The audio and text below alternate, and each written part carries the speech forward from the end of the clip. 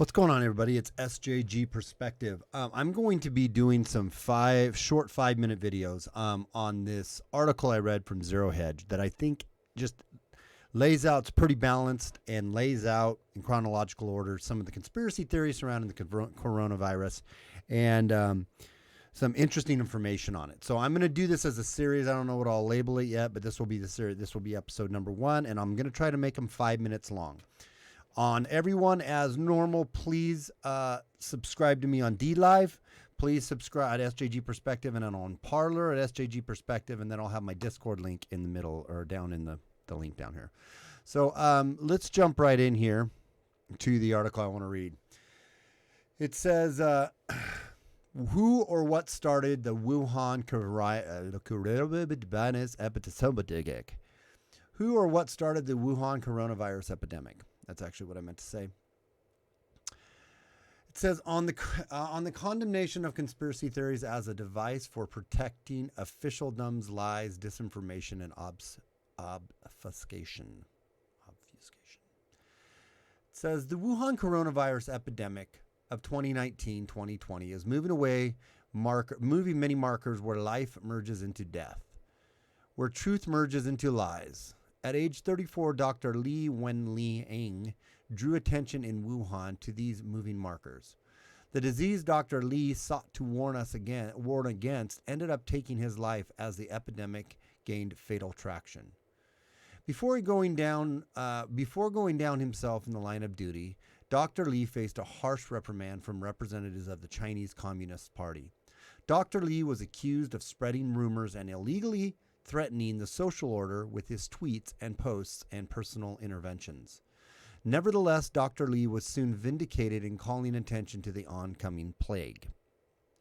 It did not take long before the appalling forces of the illness demonstrated that Dr. Li was anything but a wayward conspiracy theorist.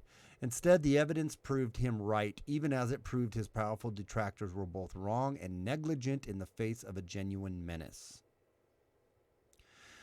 The novel coronavirus COVID, Dr. Li Wenliang is a martyr. Sorry. It remains to be seen, however, how far the shadow of Dr. Li's martyrdom will be cast. The novel coronavirus COVID-19 is cutting a broad and deep swath through epidemiological history and uncertain impact on the viability of many families, communities, institutions, economies, and even countries, starting with the most heavily populated nations on Earth. Many fates are hanging in the balance, not at least of which is that of the communist government that has ruled China since the Maoist revolution brought it to power in 1949. The new strain of coronavirus has added novel genetic features to the same family of pathogens that brought the world the SARS crisis in 2002 to 2003, and a decade later, the less lethal MERS outbreak.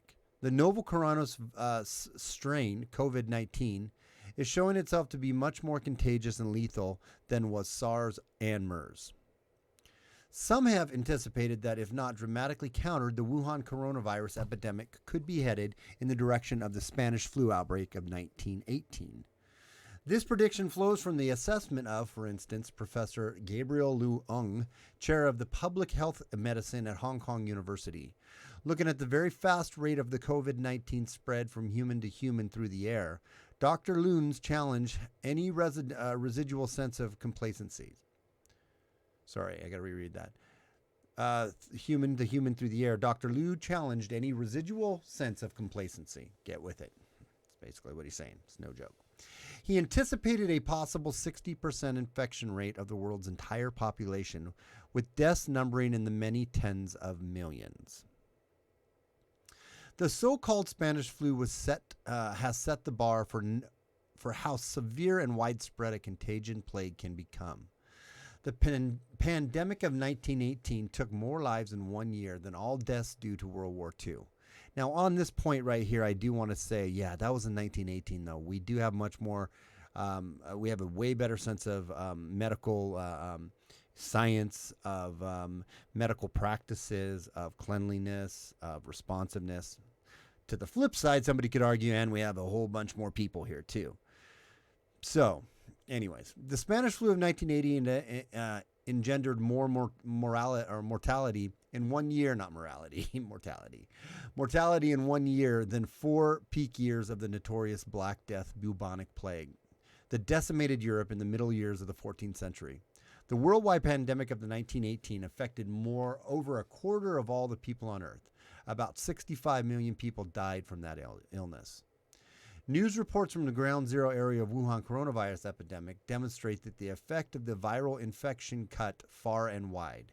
Every facet of Chinese society is being challenged to the limit by a fast-spreading plague, disseminating germs of destruction, disrupting many biological, political, economic, and knowledge systems simultaneously.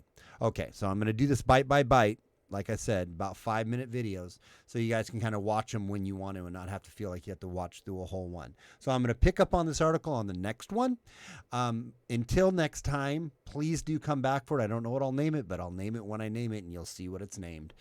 But I do want to read through this whole article because it's very enlightening, and it gets to some pretty interesting information, and it's very well documented. This isn't just there's so many conspiracy theories floating around. This document lays out when he's talking about this could be a conspiracy theory, but it's also, plausible, or this is suspect, but this is what some people are saying. I think he does a very good job in this article to lay out and to kind of start to understand maybe what we're seeing and what's going on with this whole thing. I think I might be changing my tone on it a little bit from, it's not that big a deal. I don't think it's the flu, blah, blah, blah. I'm not jumping on one bandwagon or the other quite yet, though, but I went out and got prepared today. I went out and bought my bullets, bought my water, bought my food. I mean, I'm good for probably 2 months worth of stuff, honestly.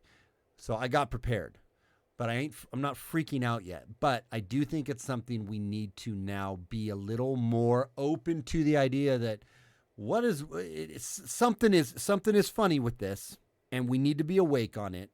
And if it isn't this virus that is going to kill people, the economic downfall is for sure going to hurt people that comes from it.